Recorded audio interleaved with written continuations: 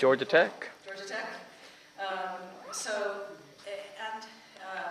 After 9/11, Salman found himself in New York City. He grew up in New York, in the U.S., and so is an American as well as a Pakistani, and felt torn between these two pressures of that time, and has been trying very hard to bridge these worlds with his music. We'll see a little clip from VH1, a special that was done about his work, and then we will have the delight of hearing him perform for us. So I welcome Salman Ahmed.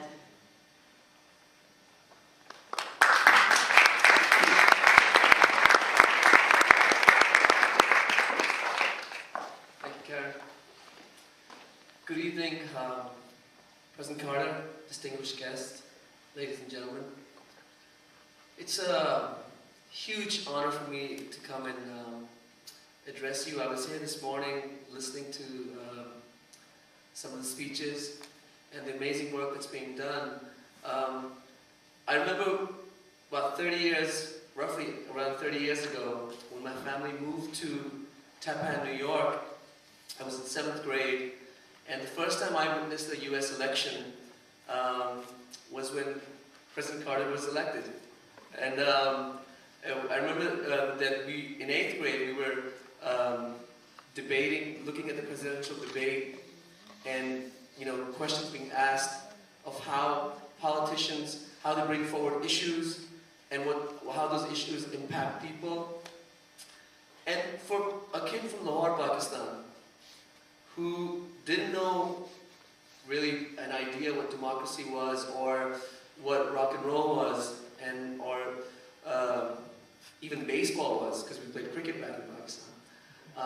It was a huge education. It seemed too much, really. It was data overload. But at the same time, I found that by being amongst, culturally diverse population, in Rockland County, you had everybody except for, I was probably the only Muslim in that junior high school and high school. And those 6 years went by very quickly. I was in my first garage band, and I found myself graduating from high school and then going back to Pakistan to study medicine. And that's really when the idea of arts and culture, the impact of arts and culture on human rights, on peace, on cultural diversity, really, I came to understand that in the 2 decades that I was in Pakistan. And amongst that work, President Carter, your untiring effort for peace in the Middle East, we also, coming from Pakistan, have a 60-year-old festering wound between two great countries, India and Pakistan.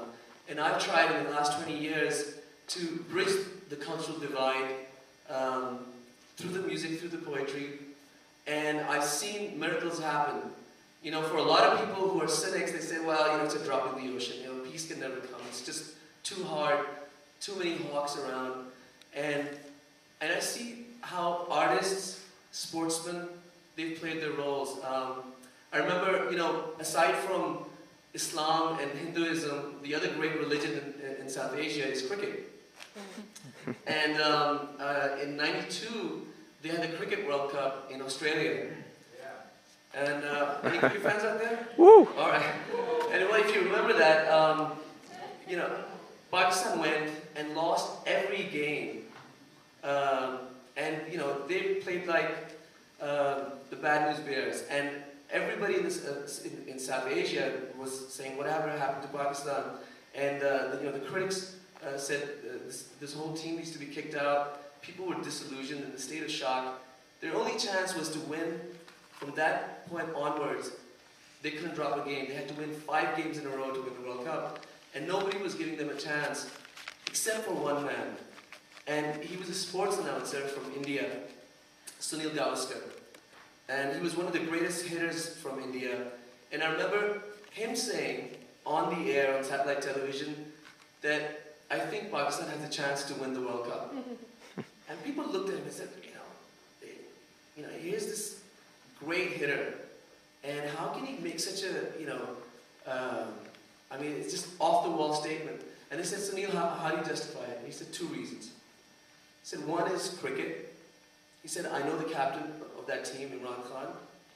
He's a focused man, and every time he's pushed into a corner, he fights back, and he can rally his team. And he said the second reason, which is a bigger reason, they're our neighbors. And that one thing that Sunil Gavaskar said resonated with Pakistanis so deeply that eventually Pakistan went on to win that World Cup in '92 in Australia.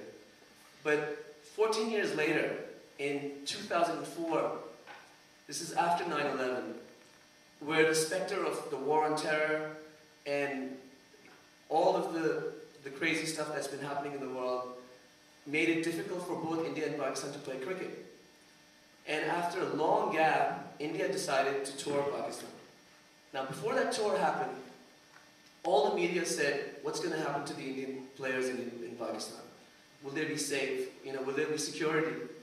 And you had rather than cricket, you were talking about terrorism and politics.